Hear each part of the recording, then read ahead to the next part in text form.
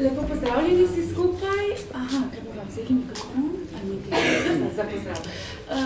Na nocojšnjem dogodku Art for Sale, sodobno umetnostna prodaje, ki ga organizira UGM v sodelovanju s Centrom za kreativnost, ki ima svoj sedež v Muzeju za arhitekturo in oblikovanje v Ljubljani. Najprej bi želela med nami pozdraviti naše goste.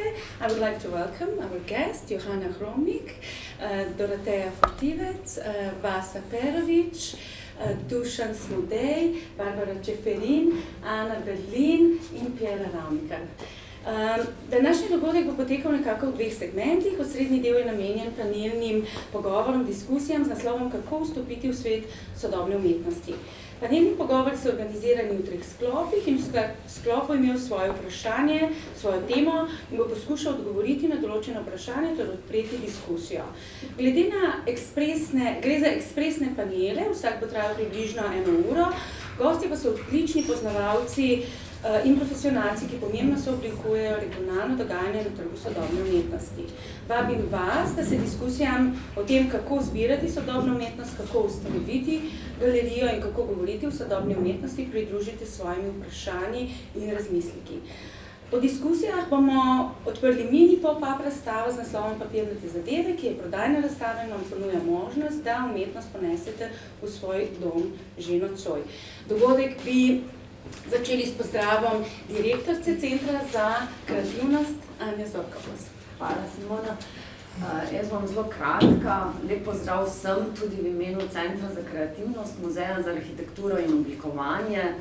Zelo smo veseli, da to temo in današnje predavanje oziroma konferenco ter jutrišnjo delavnico, razstavo zvečer delamo ravno v naši projektni pisarni oziroma Centru za kreativnost v Mariboru.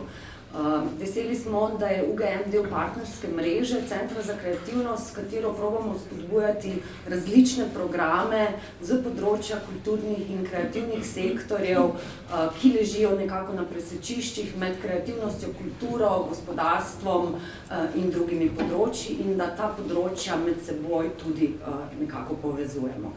Tako da zelo smo veseli in želimo prijetno poslušanje in druženje ter vabljeni tudi zvečerno.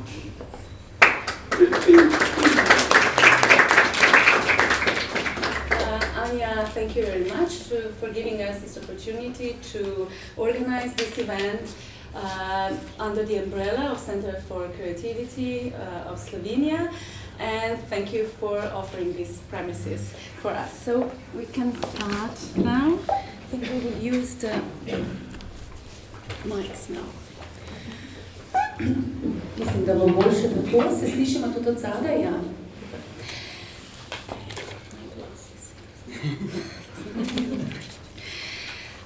We'll be talking about how to collect contemporary art at our first panel.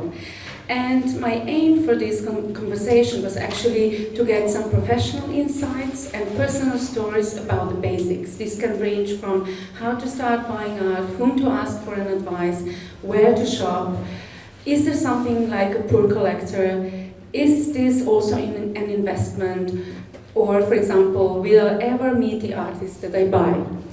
I've asked our guests to prepare short presentations following 3 questions that I've asked them to address. We'll start with those presentations and then move further to questions or discussions with you. But let me first briefly introduce our first 3 guests. With us is Johana Hromnik. She's the new director of Austria's premier art fair, Vienna Contemporary, and this is after she has been holding positions in New York, Los Angeles, and Berlin, mainly as gallery director, sales director, or art consultant, among others, at the famous concept-oriented Königsgalerie in Berlin. Here we have Doroteja Fortivec. She's a researcher and project manager at Institute for the Research of the Avant-Garde in Zagreb as part of the Marinko Sudac collection. Marinko Sudac collection is considered the largest and the most elaborated collection of avant-garde art in the region, lending their works to major museums around the world.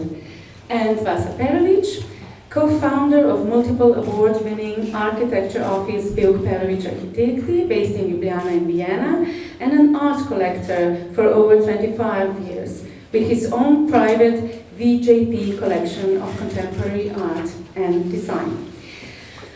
Now I would like to invite Johanna Chromik to start with the presentation, and I've asked Johanna following questions.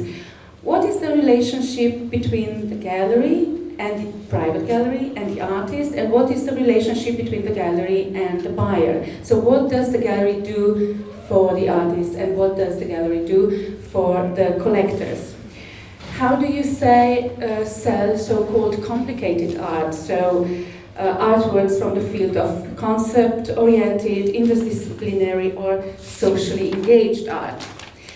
And the last question would be, what is there for the Slovene public at the Vienna Art Fair? Why would the galleries or the collectors go there? So 7 questions at once. 7 questions at once. You have to keep track. Let's see. Well, where to start? Oh yeah, sorry for, is it on? Yeah. Do you hear me? Yes. Yeah, wonderful. So, thanks, first of all, for having me here. I'm in Maribor for the very first time, so very happy to get to know you at the art scene. And, oh, sorry, this is a little too fast. You see that when you approached me, also with the questions, I made a very whimsical selection of pictures, as you can see in the back, because it's based not on numbers, so I will not give you any numbers today, but really give you a more personal insight and give you an insight regarding my journey through the art world, which started in galleries and which started actually at Eigen Art, where I learned a lot about the whole business, and then followed by positions at Kako, just as you said, and also König Gallery. At the core of the gallery's work, in all 3 galleries and beyond that, also at Pace Gallery, I think that it's most important that the gallery deals with the artist first. The artist is really in the middle of what's happening. And so the relationship between artist and gallery is really at the core, and really something every gallery has to consciously take care of. And this range it's a really broad range. It starts with maybe looking for a nice studio for the artist, and also, of course, it's an intermediary. It's a sales agent. It's someone you can call at night and have your hand behold. And it's really this relationship between the gallerist and the artist is crucial, and it's the most important thing. And well, buyer and gallerist. Shall I go? Make check marks? No. Yeah. Well, just as you feel. Just as I feel. Yeah. Because in the background you can see those different stations. Actually, it's Kako Gallery. This is their former space at Brunnstrasse, and I think that Kako Gallery, for example, is a very, very good example for a gallery which has a very, very strong programmatic approach, a very political approach, actually, and they were very lucky to also have this fantastic space for the very first 7 or 8 years, which was also kind of, a selling point for them. And I was very lucky to be the gallery director there, also at the very beginning. And what I learned there is because they have a lot of artists from different backgrounds dealing with different types of media, not only painting, but a lot of video art and a lot of photography, a lot of installations and so forth. It was not that easy, you would say, or think, to place it or to sell it. So I just mixed those questions actually, That's great. because this is it's a really, really good example. And so what we tried to do, our strategy was to really, and it's an ongoing strategy, of course, is to really stand in for the core values. And this was really representing political artists.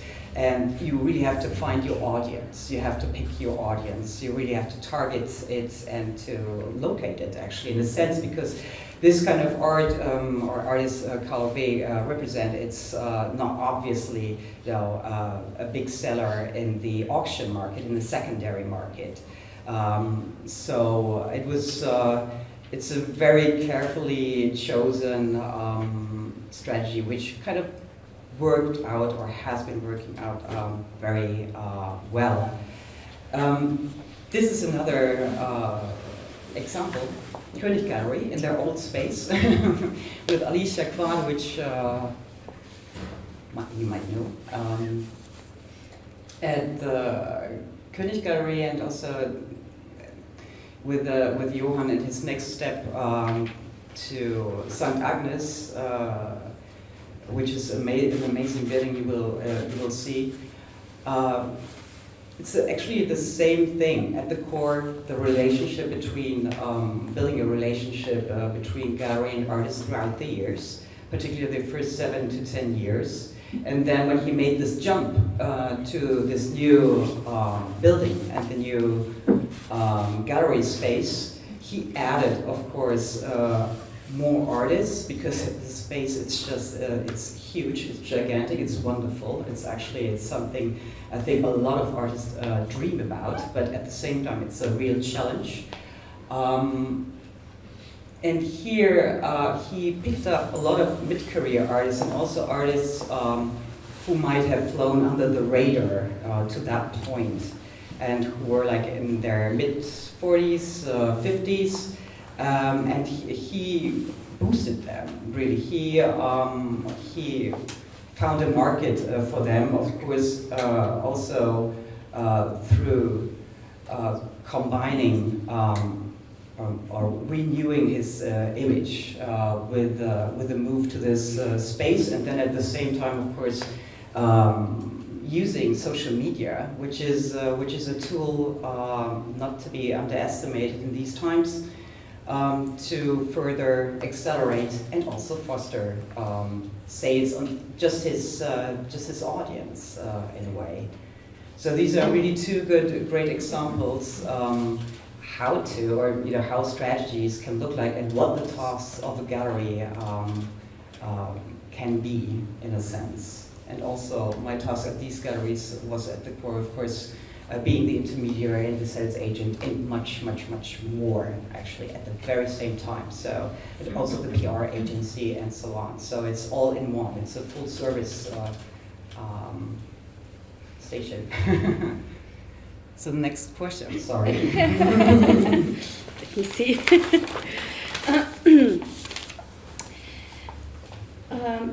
Yes, I think you talk now about kind of the role of the gallery toward the artist and the buyer, and about the different kind of arts and how to sell it.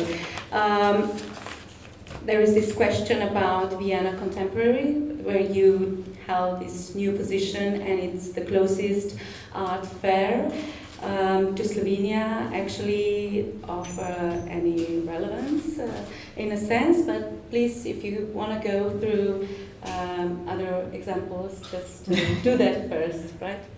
Oh, well, regarding Vienna Contemporary, I believe that, well, it's a jump. Now we were talking about galleries, the tasks and what they can do for an artist. So at the same time, of course, what can they do for a collector? Maybe we close with this bullet point first. So I really think that in a classical sense, because I'm a believer in these more, maybe classical model of a gallery, that you are, as a gallerist, like in between, of course, the artist and the collector. And ideally speaking, It's of course the most amazing thing if you can place an artwork which you think is the best. It's like matchmaking with a collector.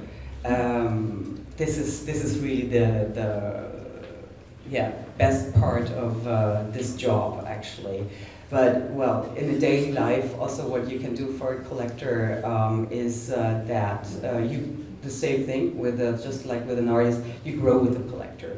I think that in this business, it's a lot about trust, and it's a lot about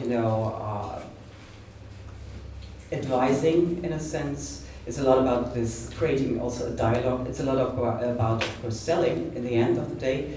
But ideally, you really keep your collectors by your side, actually. And so, of course, one of the marketplaces is a fair, still a fair. I think an art fair, there are a lot of discussions nowadays about models of art fairs, at the same time models of galleries. How can we deal with those challenges happening right now? And particularly our fair in the heart of Europe, actually, with Vienna, and of course, geographically speaking, it's so close to Central Eastern Europe. So it's just almost the logical conclusion that it's one of our main focuses. And for the galleries who come to us, who, I mean, we're very, very happy. They are being presented to a broader audience. So it's a fantastic option and possibility for galleries to be present and with all those art experts, all those collectors at once for 3 or 4 days. So sometimes when you are in the city, it's also the same thing with the gallery in Berlin. There are not that many collectors. So the galleries in Berlin and the galleries from Prague or maybe from Maribor, when they go to an art fair, of course, the first goal or the top priority is to broaden your network and also make sales. And sales in a much higher density than you might do throughout the year. And so I think particularly for galleries which are not necessarily in New York or in London, where you have a almost natural environment of a lot of collectors and also institutions, it makes not only sense, but it's just crucial also to be part of an art fair or participate in an art fair, I believe. And a lot of collectors and art experts come to Vienna Contemporary, because they know of this and appreciate this focus we present, because this is also something I believe, particularly for the future in the next 5 or 10 years, becomes more and more important, that you have a specialty, that you have, that you're different from maybe other art fairs, that you're different from other marketplaces. And so this is something which brings in a lot of people, I would say. Mm-hmm. So the position of Vienna Contemporary is, or the placement is like Eastern Europe. Is this still kind of stronghold of the fair, or is it? Yes. It's not moving in other directions. No. Okay. Great. I would just have a couple of maybe additional questions, and then forward it also to the public if they have. You mentioned galleries from Ljubljana or even Maribor. To be honest, there is no gallery in a real sense, a private gallery in Maribor. They only serve a local audience, and there are very, very few private galleries in Slovenia that would actually, in Ljubljana, that would actually go to fairs. But if they do, they actually go also to Vienna. They're not necessarily private, they can be state-sponsored, but nevertheless, it is a very, very small market that is underdeveloped, and one of the reasons that we organized this discussion is also to look out for the options that are out there, and to start this discussion, how can it be developed further? So, because now you're here in Vienna, and I'm sure you deal with these smaller Central European countries now in this context, would you have some practical advices for Slovene private galleries, how to actually expand, or how to, I know it's a very, the 5 best advices how to expand your business, but would you have, out of all your experience through this year, these advices that you think it would work in also in this smaller or very small environments? Well, maybe I don't have a solution. That is a very big question. Yeah. But I believe that what is important is to really strengthen networks, networks in terms of international networks and exchange, ideally with not only institutions but other galleries, also possibly bring in some artists which are being represented on an international basis, so also to create a different visibility and then also create a different possibility to be invited to other or to different art fairs. I mean, this is also something, one would have to think about. It's not, it should be done whimsically, but as a strategy, I believe. Then, of course, for example, social media, I think in these times can help a lot. I really think that a lot of people also say a lot of negative things about it, and of course we can also, this is actually something we could discuss for hours. But to me, you can use it as a tool, particularly if you are, when you say, well, underdeveloped, I don't know that actually, but if you are looking for visibility, then it's an essential tool, that's for sure.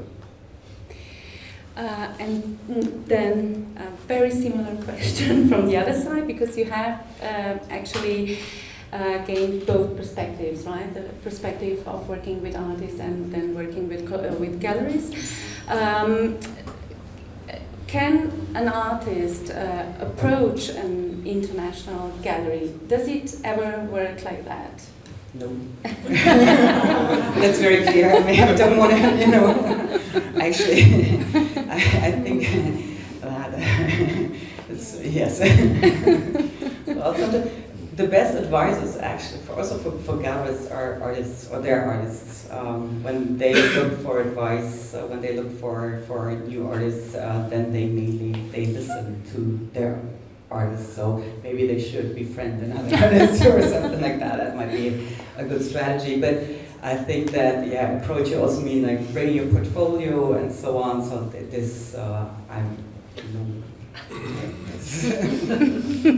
Good. Okay, so let's see if there is any question from the audience now. Okay. Yes. I have a question. I want to know if a gallery represents a certain artist, how much freedom is allowed to that artist to, continue with its practice, or how much influence is basically maybe, how should I say, how much does the gallery actually influences his or her practice to extend to be more purchasable, or I don't know, maybe more appealing to certain trends? Well, I hope not. No. You mean also in terms of this red painting, it went so well, so please do another 3 copies of that. Yeah, maybe. So it's maybe. it's very exaggerated. It's the worst case. What I said in the beginning, it's a lot about this creating this dialogue between the gallerist and the artist. And from my own experience, it's always it's always in those talks. So it's a lot also about this. It can be a very strong relationship between artists and gallerists, and then they also talk about the work. but it's really about the work. And maybe you also have this idea of this is more sellable, but actually, ideally, it's in my cases. There was no influence like, yeah, you should now produce more of these type of works, paintings or sculptures or something like that. But it's possible. There are other possibilities, I believe. But of course, you wish the artist to really grow independently in a sense. Okay, thank you. Okay. Anyone else? If not, let's thank you for now, and let's move further to two collectors. One is with us, Vasa Perovic, and I would actually like to start with you. Vasa Perovic, who is collecting international art and design of today to build up a very private and highly unusual collection, yet without the ambition to be eccentric or exaggerated. If I believe you met by him buying some art from the gallery where you were sales director or director, yes, the König? Probably. Most probably. So Vasa has over, I guess, 150 artists. Vasa, in your artist-wise, it's 150 or even more, maybe more. And I also asked him for a short presentation, and the three questions were: so why and how did you start collecting contemporary art? How did it all start? How do you go about it today? So what are your channels for purchasing new art? And when did you realize you have built up a collection, and what do you do with it? Okay, I'll start from the last one. Okay. I don't think I have a collection, and I never intended to have one. And it was never a plan. So and I don't also see it as such even today, because I think, well, we will see from the next maybe presentation, but I think a collection requires a certain different kind of discipline, which I personally don't have. Well, I'm actually, can you hear me in the back? Yes. Yes. A kind of discipline that I don't have, and I don't subscribe to. So there should be more. I don't have such an organized mind to have a kind of a concept behind. For me, what I have is more of an accumulation of things that kind of became part of my life throughout the last 25 years. So in a sense, it's kind of hysterical and paranoid more than some sort of organized way of thinking. And I basically, yeah, you asked me about the number. I have no idea about the numbers. I don't know which artists, and I don't know how many works I have. There is an archive which is half organized, out of which I picked a few things. But this was actually a part of the presentation that I had to give to the students of the academy in Ljubljana. So I just picked a few works, and some of the works are very old, so just to illustrate that basically also the age doesn't really mean anything to me. So in a sense, yes, there are works from the 70s, and there are works from the 60s, and there are works from last month. As basically, well, how it started, well, that was the last question. Now you have to repeat the first question, or I have to read it here. Yeah, how did you start? Well, I grew up with a generation of people, and well, as I said, whatever my accumulation is more or less a reflection of how I live and where I live at some point. And of course, I started by getting works from friends when I was 18 or 19, from the generation of people I grew up with. And then as life took me around different cities, I mean, basically the cities or the environments in which I either studied or lived somehow influenced my accumulating habits of the particular moment. So also if you look at the works, you will maybe some of you or somebody like Johanna will recognize where I lived at a particular point in life. of course, not with this. This is an historical work. But basically, why I chose this is for me a very important exhibition. 1971, Robert Barry did this kind of exhibition, which was called "It Has," and it's a series of 20 A4 formats with a text printed on them, which never really mentions the artwork, but it basically describes the artwork. It describes the kind of process or whatever, or the character of the artwork. So it talks about the beginning, order, limits, possibility, structure, and then ending. So there are 20 of these works, and this is the one I have. And now I need the. It's just an illustration, and this is how, let's say, Simona and I know each other quite well. And people from UGM asked me a few years ago, so as this name, my initials with the idea of collection basically comes from this moment. This was the exhibition that we did together with Maja Wagner from the Museum of Architecture and Design in Ljubljana. And basically, this was the first time I actually showed any of the works from my house or my accumulation. And these are the photographs. Some of you might have been there, and this is the layout of the exhibition. At that time, UGM had, I think people are quite young, so I'm sure you never saw this. They had rented the top of the skyscraper somewhere around here.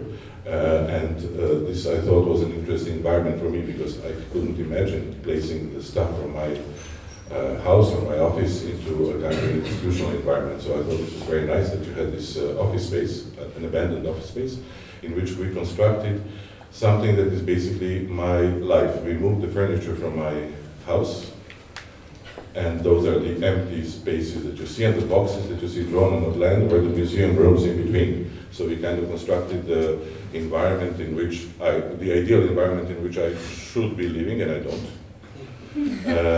So in a kind of a combination of a museum, and so this was the part which basically overlooked the city, which had pieces from my living room. These pieces are still in, well, this is in the living room I abandoned, but I still have this living room.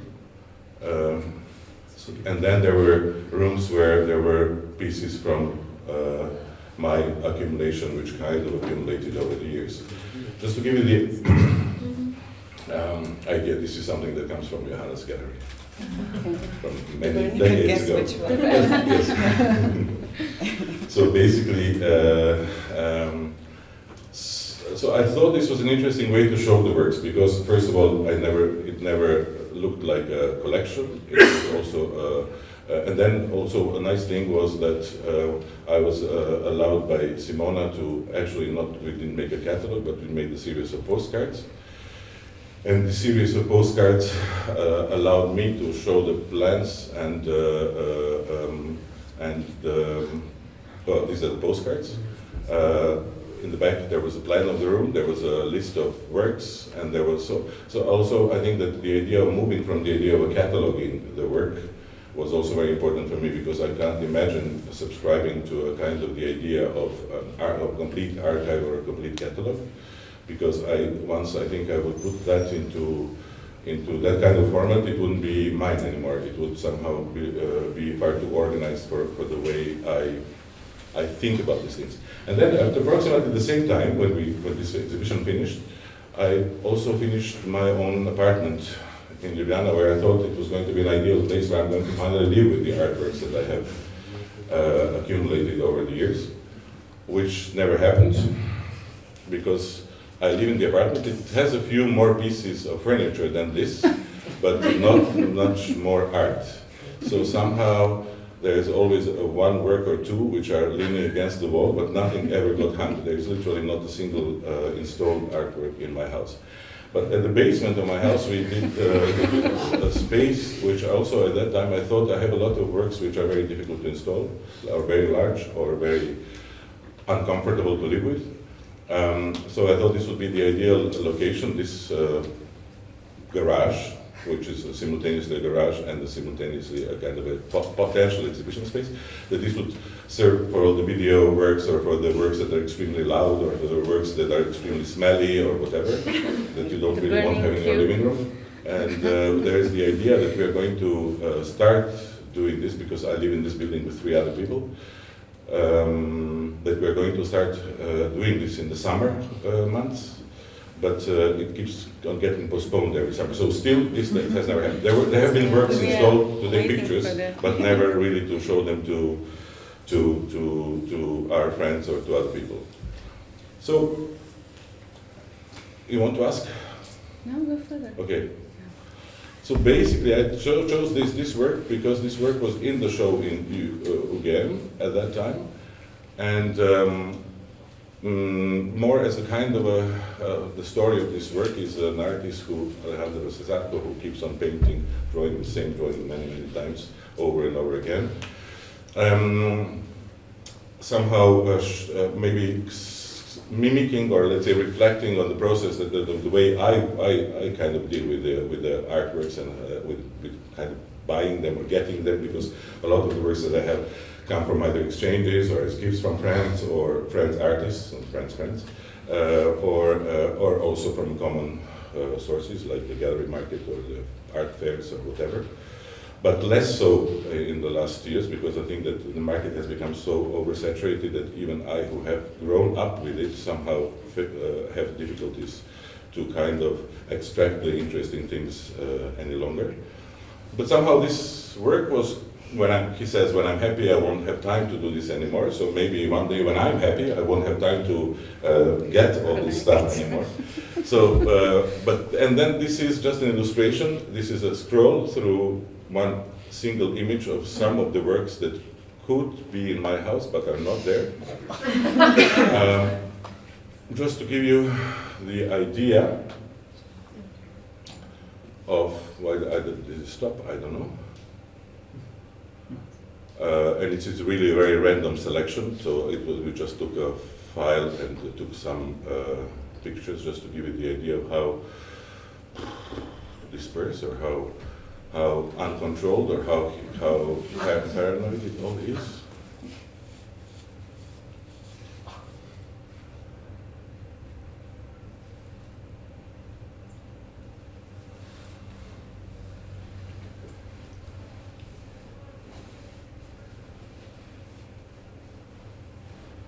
Okay, they're a bit organized. You see that some with the text are in the same zone.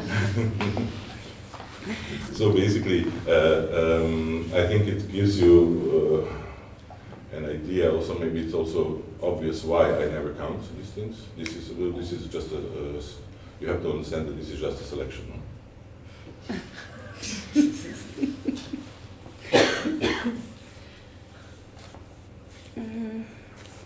So basically, the works are also very randomly selected. Some of them are 30 years old and come from that time of my life. Like this last piece that I saw, this Thomas Grunfeld, he stopped doing these works, I think, at least 20 years ago, something like that, or more. No? So some of these works are very old, and it's basically, this is what it is. It's a... Okay, no, we don't have to do it anymore. This is I think, enough to give you an idea, but basically, I think you have to ask the third question, or we're going to have silence. Yes, I think you didn't really answer much. But yeah, so I think you kind of a bit underplayed how you collect. So you're quite obsessive, right? Yes. You search online a lot, online auctions as well. Also, but very, not so much anymore. Not so much, okay. It's not so, I mean, basically, I think, well, you can get the works that you enjoy living with in any way you find suitable. I don't think there is a particular system. I think that basically what you need to get educated in the directions that you're interested in.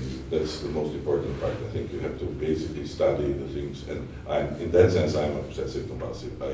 When I find something, I study it, and before I decide to buy something today, for example, in the gallery condition, I would know the work of the artist before and current work, and I would study everything that has been written. I'm not that kind of buyer who will walk into a room and say, oh yes, I want this, no? Because it doesn't come to my living room wall, no? So then it definitely is not going to match my sofa. So I don't have this impulsive way of buying, but I basically buy because it's also a way of studying a particular thing. So it's a kind of a study process. And then, okay, I am OCD in every aspect of my life, so also it is. Okay. But then, so this what we did at Hotel Slavia, where we had your exhibition. This was the only time it was publicly kind of Yes. seen? Yes, it was the only time, and I thought that it's because it was such a non-public or non-institutional setting. I thought it was a nice way to show it, and it was shown in the right way for me because it basically did not discriminate in between the works of furniture, the furniture that I live with, and the artworks. It's basically because it actually is a reflection of my life. It's not some sort of an intentional collection that has to go into a particular museum. It will never end up in one, and it will never be shown as a kind of a united kind of body. No? And then you go and buy internationally, mainly with the same gallery, or is it several galleries, or it doesn't really? You grow into and you grow out of galleries. So there are galleries, I mean, with the generation that the works that you saw from Johann Koenig, that was a generation where he started the gallery, and I was very much probably a part of that crowd, even though I'm older than Johann. Not that difficult. But basically it was that generation he started with. He still works with the same artists, except that the scale has somehow changed in the new gallery space, and I think that there is I have moved to other places, let's put it that way. I have moved out. So yes, you grow in and out of galleries in the same way as you grow in and out of artists. There are some galleries that manage to keep the same clients for 20 or 30 years, or the same kind of quality of work with the artists for 20 or 30 years, but it's more an exception than the rule, I would say. And you would search for the artists, and then afterwards full of galleries at art fairs mainly? Yeah. Art Basel, or how? I used to visit art fairs a lot, and now, as Johanna is saying, basically I think that the paradigm is shifting, although none of us know which way it will shift. So I used to visit all art fairs, or all, let's say, relatively well-known art fairs. It has become impossible, so now it's more, and I used to visit galleries all the time, so wherever I travel, because I work a lot outside of Slovenia, so basically this travel is always related also to the exhibitions and to the galleries and to the museums and whatever. So I think that's an easier way if you have more time. But I think the only benefit I would see from the art fair is that somebody manages to, for commercial reasons, to bring a lot of stuff at one spot, and maybe if you have a little bit of knowledge, you can have a little bit better overview what's maybe happening, or what is the historical interest at the moment, or whatever, that kind of thing. And I think that, and as Johanna is saying, I think that the art fairs that manage to profile themselves in a more particular way in the next probably few years are the ones who are probably, first of all, attract a specific audience, but at the same time probably survive with the profiling, because it has become such a huge proliferation. We were just looking at images from Art Busan. I mean, can you imagine that Busan has an art fair now? And so basically, it has to stop somewhere. Stop. Change. Change. But then how attached are you to your artworks? Do you resell? Do you kind of resell to update the collection? I do.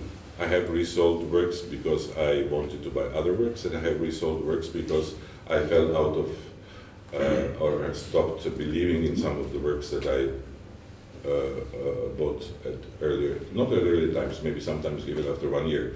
So I did sell works, and now I sell more historical works in order to basically maybe in order to be able to participate still, because this hobby is no longer. I was a poor art collector. Now we cannot be a poor art collector anymore. So in order to finance the obsession, I sell sometimes the historical works in order to finance the. I didn't show any of the, or maybe just a few of the historical works were here, but of course, as I'm already quite old by now, there are historical works. Okay, thank you, Vasa, very much. Any questions now from the audience? I have a question. Okay. I wonder how important it is for you as a collector to develop like relationships with like scholars and art historians and academic institutions. Like, But in either loans or like working with these kinds of institutions. it is extremely important, but scholars, yes, I mean, I have a group of friendly curators who basically, well, we discuss a lot. I also have a few galleries friends, so it's not exclusively reserved for the intellectual part of the, but also for the market part, because basically it's all mixed. It's all part of the same sphere: the museums and the galleries and the curatorial aspects of the whole work. I mean, now you get curated exhibitions in the galleries, and you get curated exhibitions in the museums. You get museum shows which are incredibly influenced by the commercial galleries, because basically the museums no longer have the money to put up the proper show, so they will have a support from the gallery. So in a sense, I think this world, for better or worse, there are good and bad things about this, but this world is mixed. So basically, you have to know and you have to discuss with everybody. And yes, I give out a lot of works either to because the artists who sold them to me or gave them to me want them for the shows. So I'm also a little bit, or the curators. So basically, there is a kind of a constant exchange. It's the only interesting thing about this accumulation that I have is that it's really available for everybody to produce it. As I don't have a particular purpose for it, I'm also happy when somebody else finds a purpose for it. Although there is no archive or documentation. Yes, but when we did the show in UGM, we did make an archive of the pieces that came to that show. So, and now... I have a question. Yes. I know for the fact that you are collecting this because you love it. Mm-hmm. Yes. But there are some collectors who don't do it for that purpose, and I know that some of these collectors are following you, and they want your advice. They want to know who should I invest into because, you know, in 10 years this will be worth 10 times more. Mm-hmm. What do you do with these guys? And are there artists who want to be a part of your collection because they want to, you know, sell through you to other collectors? It's a tricky question. Well, they will not sell to other collectors because the other collectors will not see the works. But yes, because they're mostly in storage or maybe one or two in our office. But no, you are. I mean, yes, there is this aspect of investment related to buying art, and especially in the last 10 or 15 years, it has become. I would not say extremely important. It's probably not that important, but extremely pronounced. Art has become a kind of in that sense, art collecting has become a kind of a commodity. Like you go to Noma to eat, you also have this or that painter in your living room. And of course, this is not the kind of stuff that I'm personally interested in, and I was never into. This is why a lot of the works, maybe some you saw in this flip through, are extremely ephemeral, no? In the sense, I don't think their value is probably decreases by 99% the moment I actually buy them. No? Some of them, yes, some of them will probably be worth it. And yes, there are people that ask me for opinion. I would not say advice, and I'm happy to hand it out, but not for that purpose. I never did it for investment purposes, because if I would try to think like that, I would probably fail. So. I don't think that I can make my opinions about the work that an artist does. I don't think that I have this operational ability to predict, or I think I'm going to fail. If I try to do it, I will fail. Some people think you have. I know that for a fact. Yes. She has magic powers. I should thank you. No, but I would give an opinion, but I don't know if the opinion is going to be followed and if he or she is going to make money out of it. Yes, maybe this can be now a very quick question for going further for Johanna. So, how much contemporary art piece can be an investment, and I totally agree with him actually, because it's really it's such a gamble, and there is one gallerist, for example, who said that actually you have to get rid of this fear of investment first of all, and start if you're collecting, then see as much as possible, and also of course.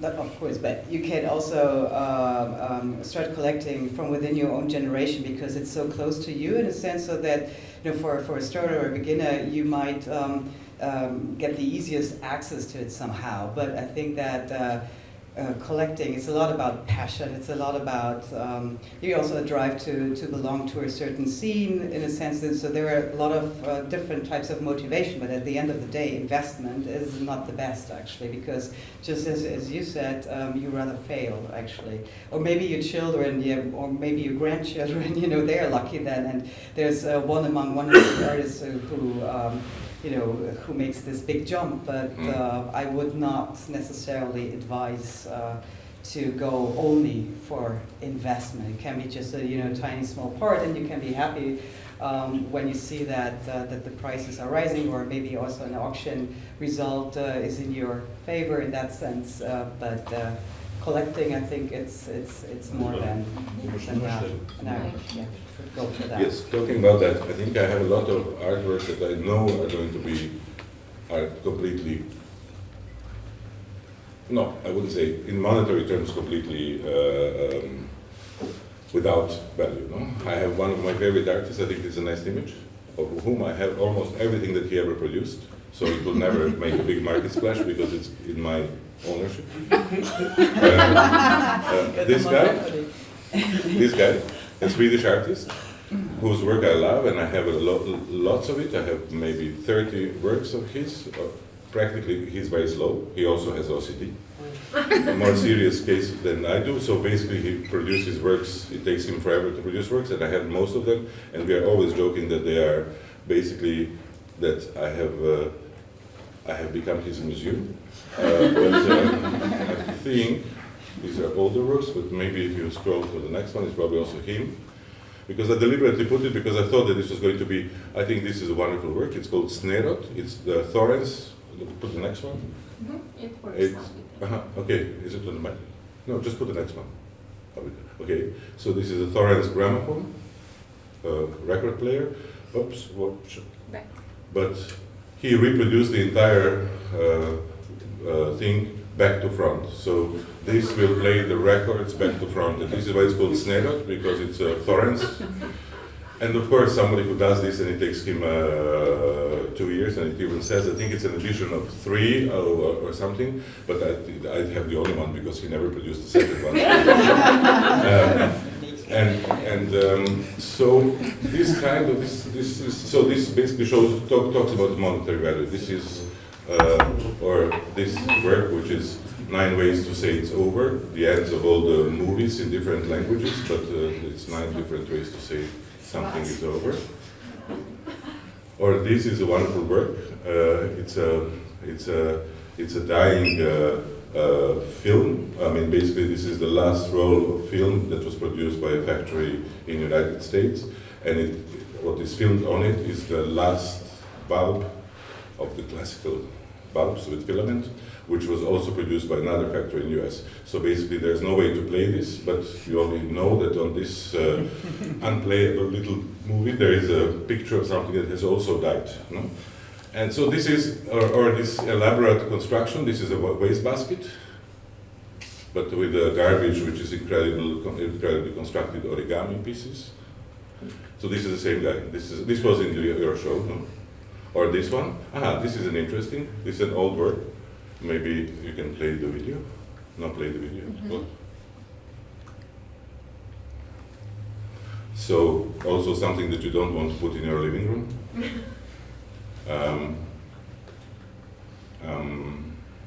Put the sound a bit. So it's one of the first Pixar film studios animations. Do you have it? No, this is next image. No, sorry, the sound. Okay, anyway, so this is one of the first Pixar animations. He did it with the Pixar Studios. Here. Yeah.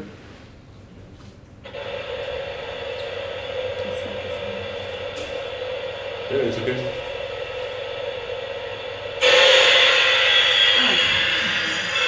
So this is a glass that keeps on breaking all the time and then re-establishing itself. So this was certainly a work that was meant for my garage, but never sold.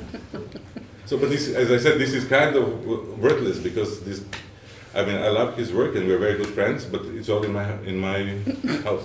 So I can't imagine that it's going to be a very high monetary value one day. You never know, exactly. Okay, thank you. We have to move further now with our last guest from the first panel. I think we'll be running a bit late on this first panel, but we started a bit later. So we have now, Dorothea Fotivec, who works with the most famous collector from the southeastern Europe, Marin Kosudec. Marin Kosudec is here with us as well, so welcome to you as well. This is the area not known for many collectors, especially not collectors of regional art, let alone conceptual art of the 60s and 70s.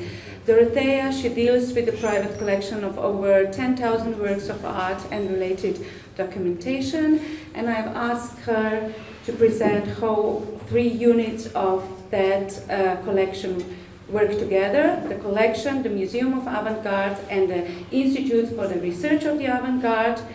What were your most important presentations of the collection, and what are your plans for the future? So, in opposite to yours, we have sort of a really focused strategy.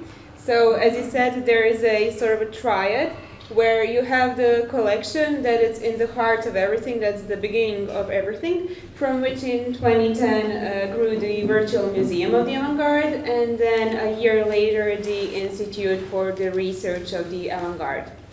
So these are the 3 segments, which you can visit all on our website, avantgardemuseum.com. So the museum segment deals with all our projects, news, publications. So the collection itself has the digitized artwork, so that's only a small selection from the entire collection, as much as we can digitize at a time.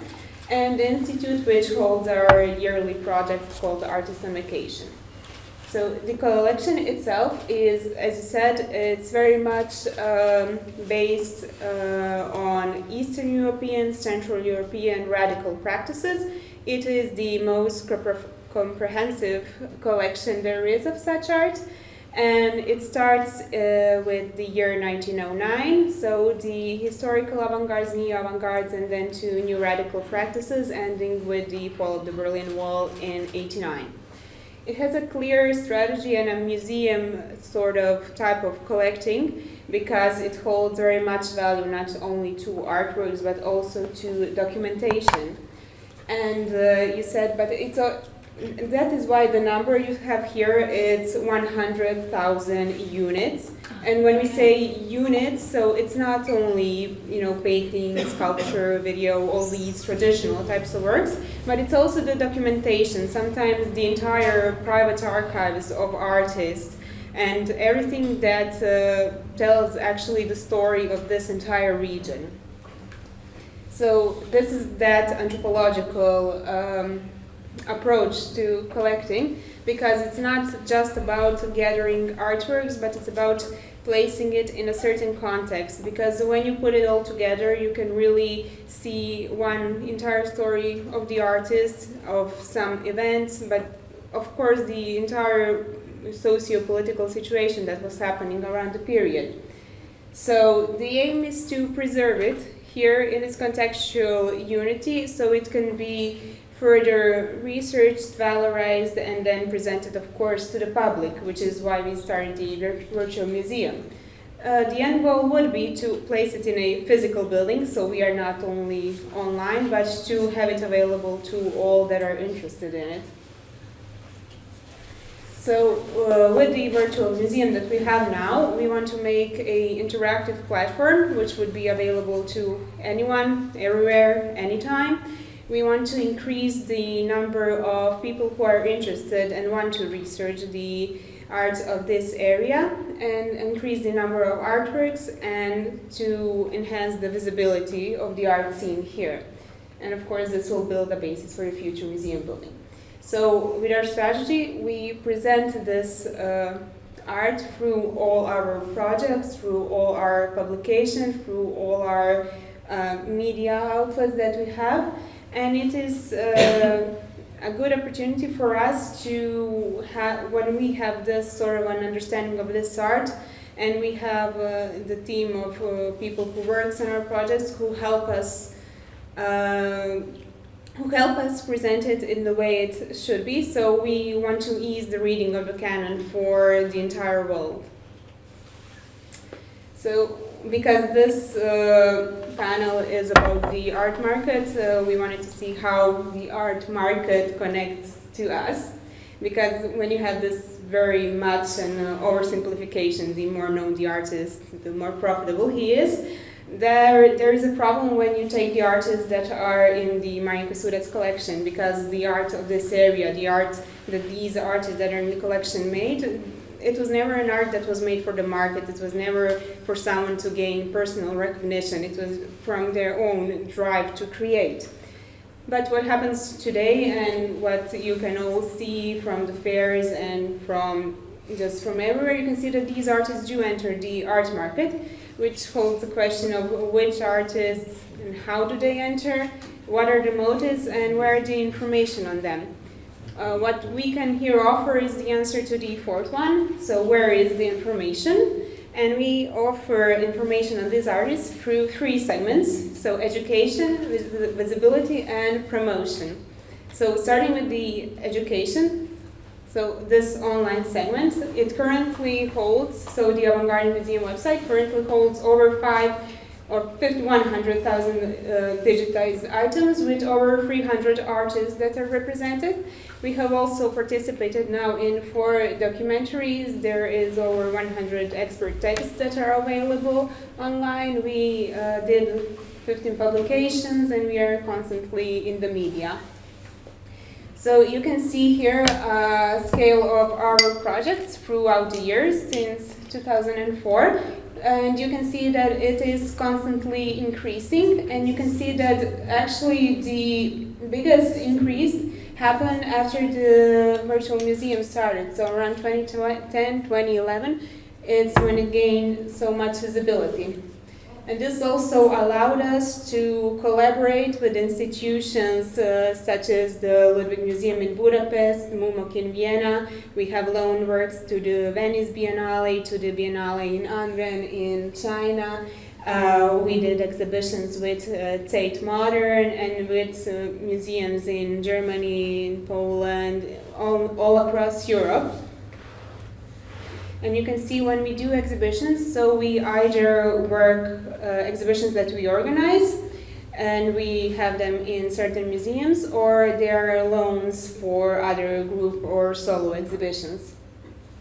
So this is the website segment of the collection. You can see the 3 specific periods, and each of the countries which you see on this side. This also opens up to the same way with the 3 periods. So this is a page of one artist. This is the artist Alexander Srnec, and you can see that each segment is actually like a specific website of the artist. It offers his artworks, which are very high quality. You can look at them. You can zoom in everything you want. There's also a biography. There's bibliography. There are texts about the artist, and one very important thing to us is influences. So these are connections. So these are connections of who the artist influenced or who influenced the artist. So an example of Vlado Martek we have here, and this is something we really want to build upon further. You go into this connection, and there is the artist himself talking here how another artist, Ivan Kožarić, specifically influenced his work. And you can see sort of if they talk about specific artwork, you can also see that. And so this is one thing that we want to work more. So we would either have the artists themselves speaking on who were their influences, or if the artists are deceased, then the most relevant experts who did work on them. So because of this online presence, we also get a lot of visits, so from curators, from professors, from museum directors. This is just a small selection. So there was a team from Tate Modern, there was a team from the Ludwig Museum. Professor Clara Campbell brought her students, doctorate students from Cornell University. They're curators from MUMOC, so they just opened up an exhibition last week that we loaned works for. Bucharest Museum Director, Singapore Museum, from Documenta. So from all over the world we get visits all the time. We also do publications. So we do catalogs, we do artist monographs. So here I have, this is the most recent one. It's very big. It's a monograph on the Zagreb-based Gorgona group. Yeah, you can see it. So this we published last year, and we are now working on the English edition, which will be out very soon. And we also work on documentaries where we loan footage or participate in the concept. So there's one more which is not finalized yet. The digitized works we have also in expert publications. So these are just selection of some of the more recent ones. So these are very current publications on Bauhaus, on Eastern European art, on new tendencies, etc. Also, the works are always in exhibition catalogs because I know it's very high. Yeah.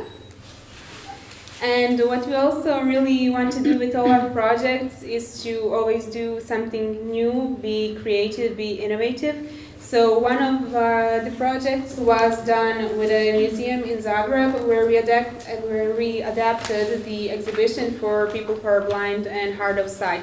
So this was an exhibition of Vlado Martek, and for that we made tactile panels so the people can actually feel the artworks, and this really brought contemporary art to everyone.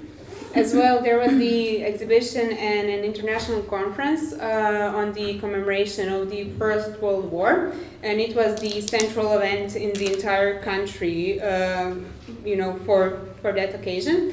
And we actually had students, so students of humanities and other related disciplines, who partook in every step of the process, and it was them who actually did this exhibition. So we very much like to include the young generations. And yeah.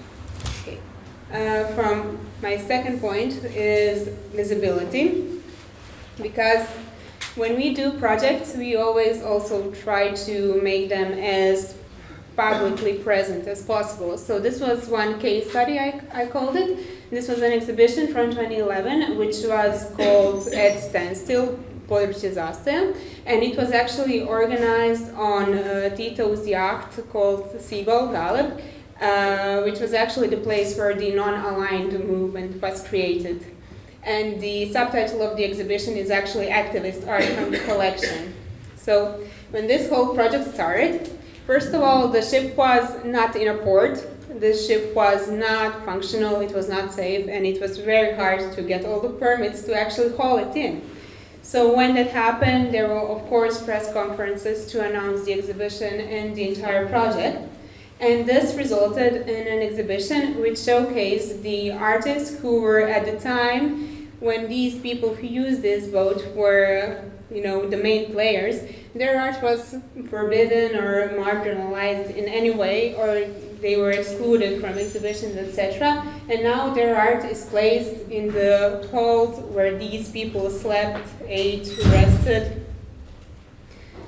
And the exhibition lasted 10 days. It had 8,000 visitors who came to see it. And of course, there was a massive media campaign, so you can see the news about this exhibition were all over European papers, US papers, even in the Dominican Republic and Venezuela. In Egypt, it was on the cover of the daily newspapers, so really all around the world.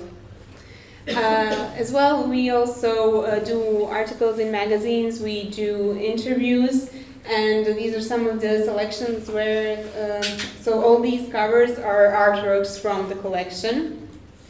And we are also present in mass media whenever there are reports on exhibitions or some specific artists.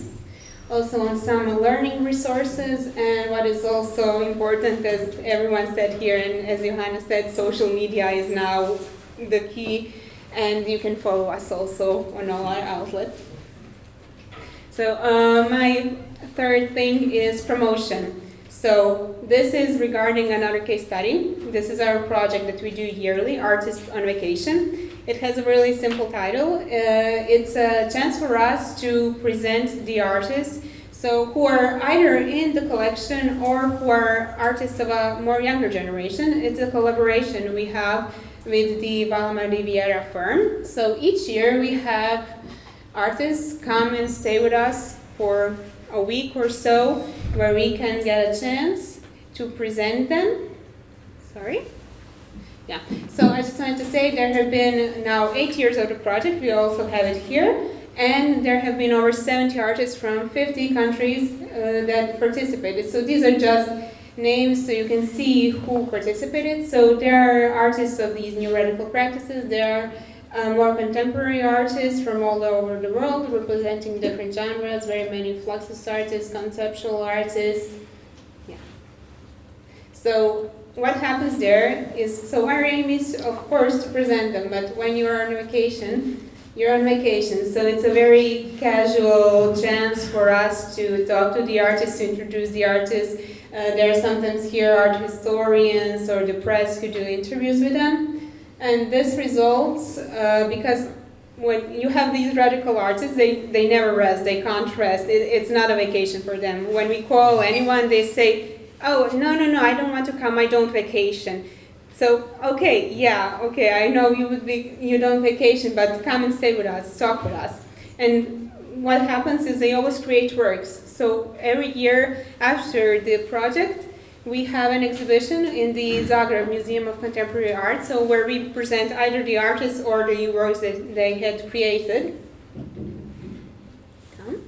Okay, so these are the exhibitions throughout the years. There are also performances, so I think every year there was at least one performance in each of the exhibitions.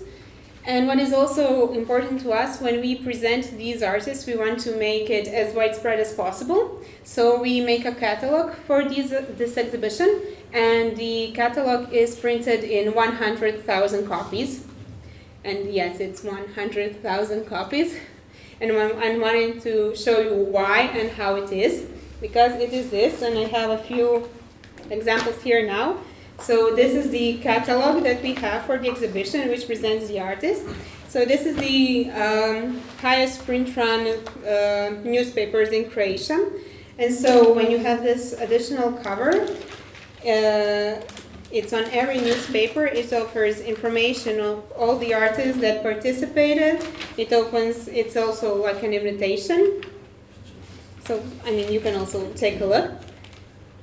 And what is really interesting is because, if you know, this is the highest print run in newspapers in Croatia, but it's actually more right-wing oriented, and the art that we are presenting here is very much left-wing.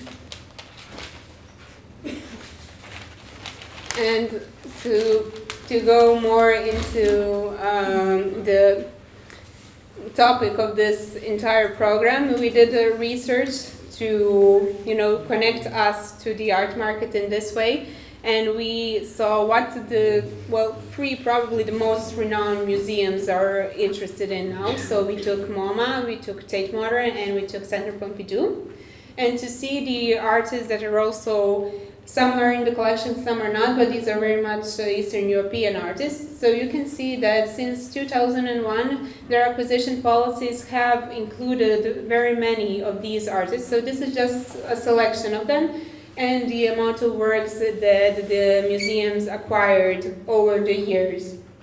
So you can see that there is an increase every year. So I know there's a lot of information in this sense, but you can see that they really are very prominent in their collections.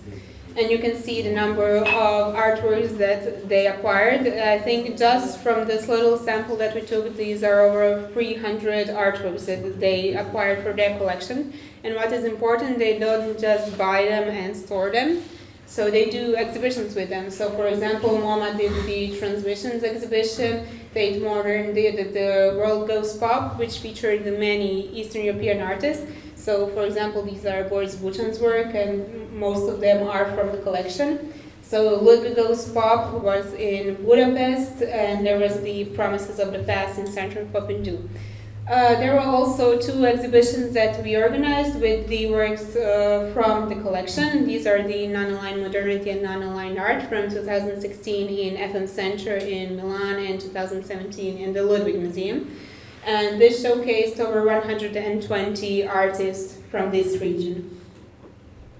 So what to say, should someone invest in this art of this region, in this radical art? Well, when you look at these graphs that we compiled from Art Price, you can see that the value of post-war and contemporary art is very much on the rise, while modern is slowly declining. And just when you see this number of the selected artists on the second graph, you can see that the prices of their works are increasing. And so why would that be important? Well, because if you want to create also an audience, but also if you want to create new collectors or new appreciators of art, you need first to have security. You need to have validation so that the artists are validated by the museums, by galleries, by experts, and that they are visible. Because why would you invest in something that might fall through? But I think this all really showcases that this regional art is really much on the rise, and the artists are gaining much more visibility. And just to conclude, and this was one of the questions you had, what's next for us? Well, we'll continue with all our projects as we did, but we also now got a smaller physical space for now. Which will be the headquarters of the Institute, and will also be an exhibition space where we can do our exhibitions, but also showcase some of the artists of the younger generations, but only those who we see as the legacy of this historical avant-garde and of this period that is already in the collection. So, This is in Zagreb. This is in Zagreb, yes. Dorothea, thank you very much. Now, my question would be maybe for Marinko, but let's see if you want to answer. No. What was the idea? Why the avant-garde art? Was this passion again? Was this something that you were obsessed with, or is it a niche, or is it something that you saw no one was taking care of it?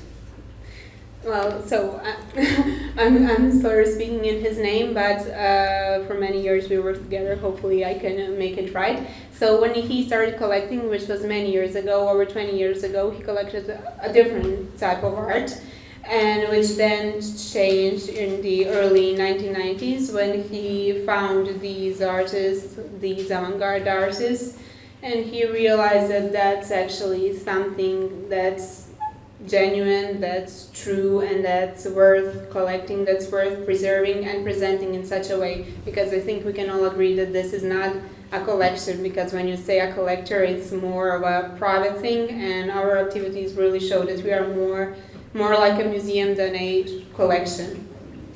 And when Marinko started getting works by these artists, most of them were still unrecognized, although they were of the older generation.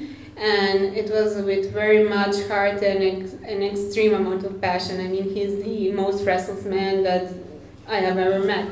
And it is because of him all these projects came about, because he could, always just keep them somewhere, keep the works in the basement, in the storage, but no, he wanted to really to present them, and this is how it all grew to this stage where we are now. Well, it's really amazing, and it's really influenced, as you've shown us, not only the museum world, but also the market. How was the reaction in Croatia? How did art professionals, art institutions react to this really big project, private project? Well, it's always mixed, but in the end it's very positive because those people who are true lovers of art and true experts really follow us and appreciate what we do and thank us, and also the artists are really thankful when we manage to organize some exhibitions. And in a way, I mean, maybe it could be also a critique of the, institutions, because it takes really a lot of personal efforts to do this, but it's very much rewarding at the end of it. Okay, thank you very much. We are running really late, but are there any questions from the audience?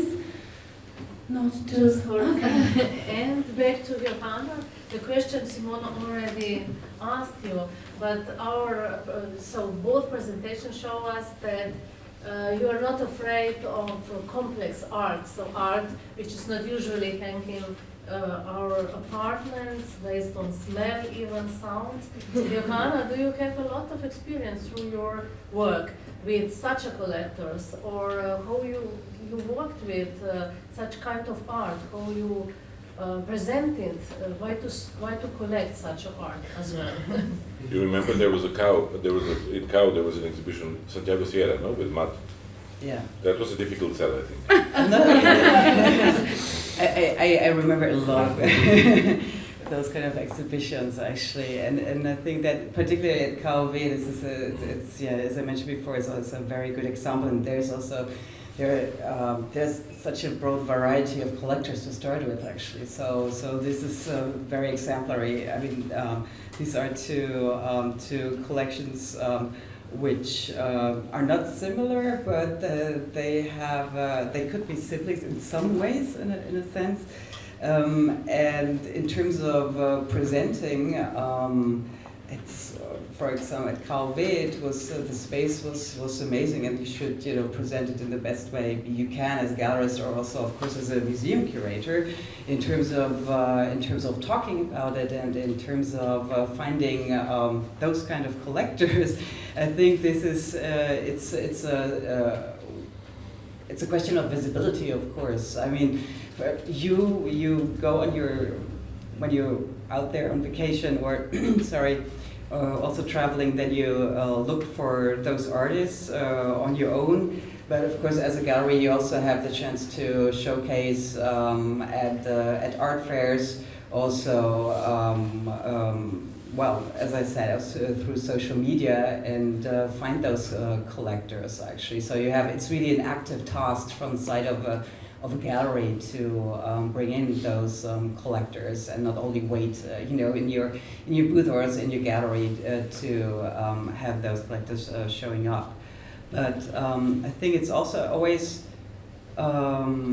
it's to really create and start a dialogue with those kind of the collectors, and they're in the beginning of KV, but also I think with Johann König, you just have to work and sometimes persuade those people. Sometimes you have this feeling, also a gut feeling for what they might like, and then you dive into it and do your best to place this work. It's really it's a lot of work. It's of course it's really cliche, which is true, that paintings in a lot of ways are much easier to sell.